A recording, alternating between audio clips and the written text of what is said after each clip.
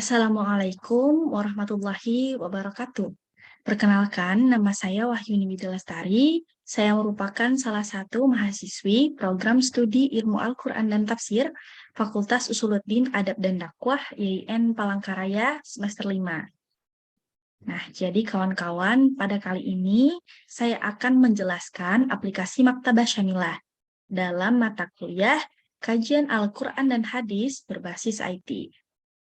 Nah, jadi sebelum saya menjelaskan bagaimana tata cara penggunaan Maktabah Syamilah ini, saya akan menjelaskan tentang apa itu aplikasi Maktabah Syamilah.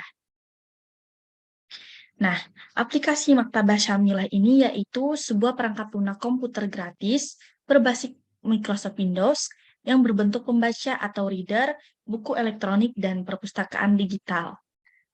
Nah, tentu kawan-kawan sudah tidak asing lagi dengan aplikasi Maktabah Syamilah ini yang juga mendapatkan gelaran perpustakaan digital karena saking banyaknya kitab yang termuat di dalam aplikasi ini.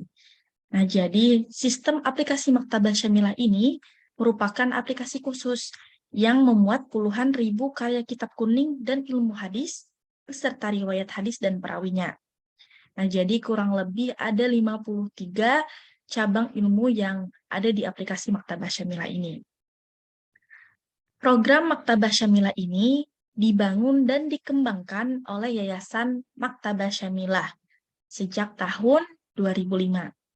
Nah, kini pengembangan Maktabah Syamilah bergabung dengan Al-Maktab At-Ta'awuni Lid-Dakwah atau Kantor Dakwah Bersama, yaitu sebuah lembaga dakwah yang berada di bawah kekuasaan Kementerian Urusan Keislaman, Wakaf, Dakwah, dan Penyuluhan Kerajaan Saudi Arabia.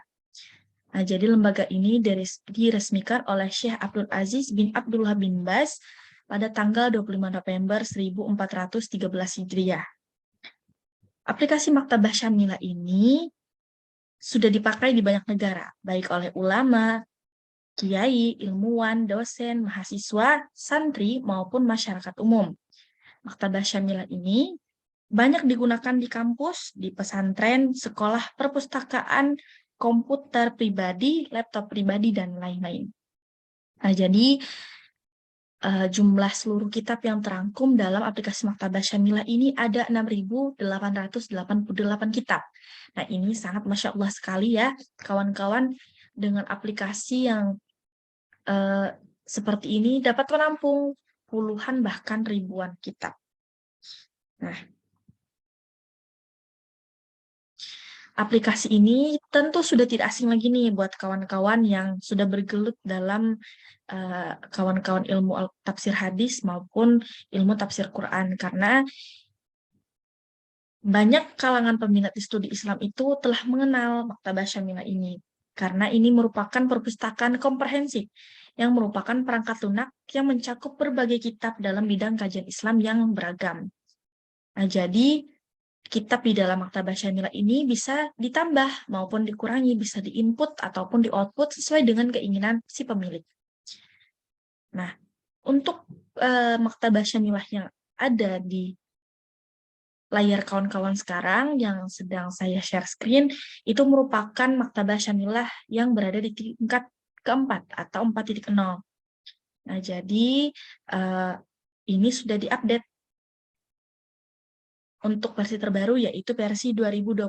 Nah, jadi kalau kawan-kawan memakai Maktabah Syamilah yang versi sebelumnya dengan kode nomor 3, 3.48, 3.57, 64, atau 65, itu tidak sama seperti ini. Dikarenakan mengapa? Dikarenakan di dalam versi yang terbaru 2022 ini sudah dirangkum ikon-ikonnya, diringkas untuk mempermudahkan kita. Kalau untuk aplikasi yang versi sebelumnya itu kan dari ujung kanan sampai ujung kiri full. Nah, untuk versi sekarang ini lebih diringkas dan dirangkum lagi agar mempermudah kita dalam menggunakan aplikasi tersebut. Nah, aplikasi yang kawan-kawan lihat sekarang, 4.0 itu sudah dirangkum ikon-ikonnya, sehingga hanya ada 8 atau 7 ikon saja yang ada di sini. Nah, saya akan menjelaskan Apa saja sih fungsi-fungsi dari ikon tersebut?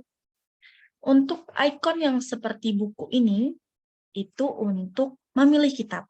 Nah, fungsinya yaitu untuk memilih kitab dengan ikon gambar buku terbuka. Kemudian ikon di sebelahnya, itu ada gambar Al-Quran, itu untuk membuka Al-Quran.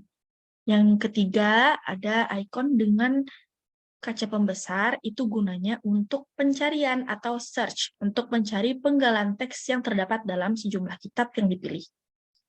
Kemudian ini untuk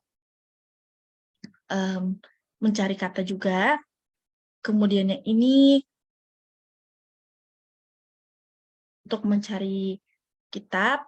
Nah, ini ya kawan-kawan, aplikasi-aplikasi yang saya sudah ikon-ikon yang sudah saya tunjukkan. Nah, untuk aplikasi Maktabah Syamilah itu sendiri ada yang bisa terinstall, ada juga yang tidak. Jadi kawan-kawan saya sarankan untuk menggunakan aplikasi yang legal, karena banyak sekali aplikasi Maktabah Syamilah yang ilegal atau bertebaran, sehingga mungkin membuat laptop menjadi ceket dan lain-lain. Jadi saya sarankan kawan-kawan menggunakan aplikasi Maktabah Syamilah yang legal. Nah, oke, kita akan memasuki ikon-ikon tersebut. Tapi sebelum saya masuk ke ikon-ikon tersebut, saya akan menjelaskan sedikit update tentang aplikasi dari Maktabah Syamilah ini. Apa saja update-update-nya? Yang pertama yaitu nama buku yang muncul bisa langsung kita akses.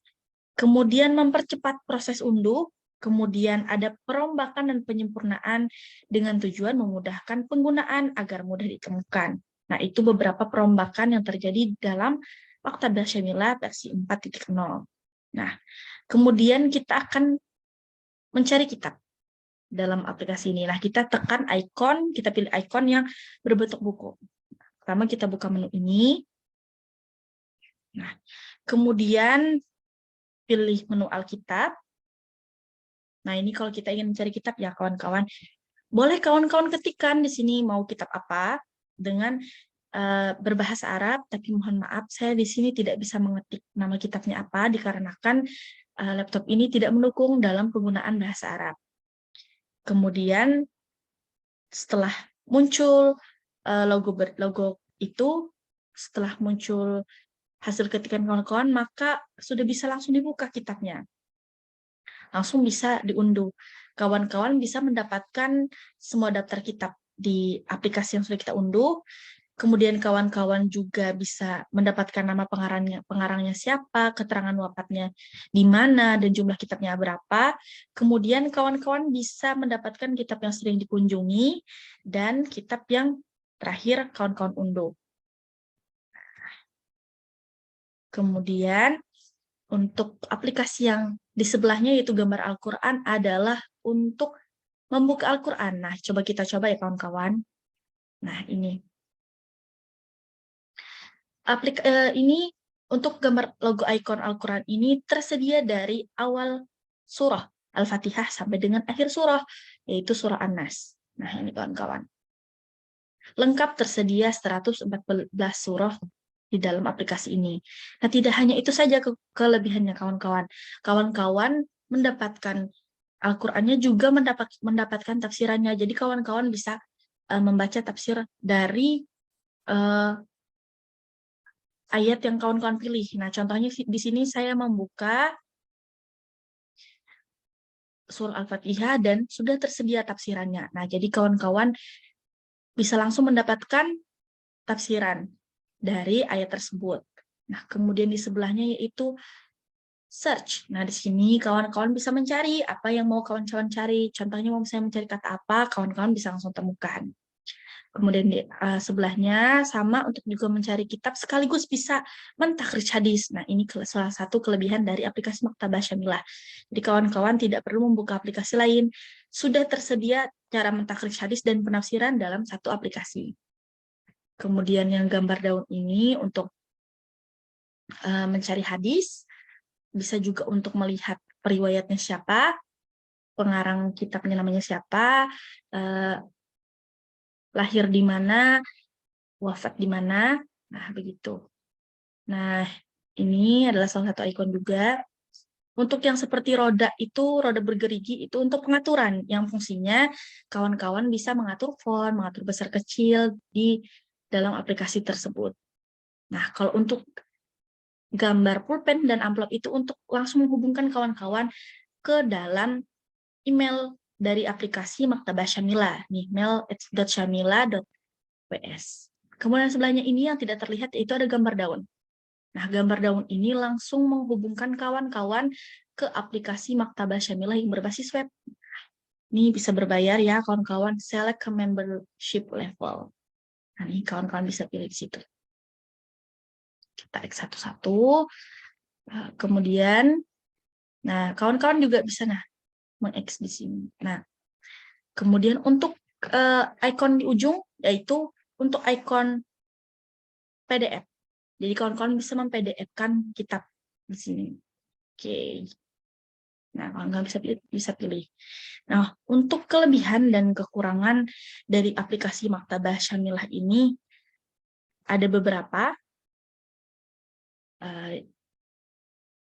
Kelebihan dari aplikasi Maktabah Syamilah ini yaitu yang pertama adalah efisiensi waktu dan biaya karena kemudahan dan kepraktisan yang diberikan bagi para pencari ilmu. Jadi dalam artian kawan-kawan tidak perlu lagi nih ke perpustakaan offline karena semuanya sudah tersedia di sini. Kedua, Maktabah Syamilah tidak memerlukan ruangan yang besar, rak buku, dan biaya perawatan yang mahal. Kalau misalnya kita beli kitab secara offline, itu 200.000, 300.000, bahkan sampai jutaan. Nah, sedangkan di sini kawan-kawan dalam satu aplikasi sudah bisa mendapatkan berbagai macam kitab tanpa harus membeli terlebih dahulu. Kemudian yang ketiga, kecepatan dalam pencarian informasi yang diinginkan. Keempat, fleksibilitas yang tinggi, bisa membuka Syamilah di mana saja dan kapan saja, dapat diakses offline dan tidak harus tersambung internet sehingga mengurangi distraksi online. Yang kelima, bisa diupdate secara berkala. Nah, sehingga jumlah kitab selalu bertambah mengikuti perkembangan keilmuan Islam. Akan tetapi, aplikasi ini juga ada beberapa kekurangan. Yang pertama, yaitu terkadang ada ketidakcocokan nomor halaman antara Syamilah dan versi cetaknya. Kadang di Syamilah itu bisa nomor berapa, kemudian di halaman yang di kitab aslinya itu ada nomor berapa gitu. Kemudian kedua, kita menjadi malas membaca informasi keseluruhan karena dimanjakan dengan opsi pencarian di Syamilah. Jadi kita tuh jadi malas buka buku kitab yang asli gitu, lebih memilih di sini gitu.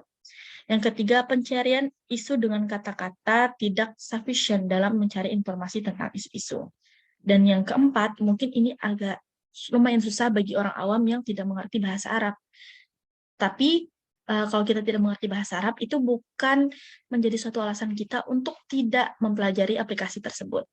Nah, jadi saya sangat menyarankan kepada kawan-kawan untuk menggunakan aplikasi Maktabah Syamilah ini, karena selain mempermudah kita, aplikasi ini juga sangat membantu dan bermanfaat bagi kita sebagai mahasiswa. Nah, sekian dari saya yang dapat saya sampaikan. Wallahul muwaffiq ila aqwamit thoriq. Apabila ada salah hilap, mohon dimaafkan. Kesempurnaan hanya milik Allah dan kekurangan adalah milik saya. Wabillahi taufiq wal hidayah. Assalamualaikum warahmatullahi wabarakatuh.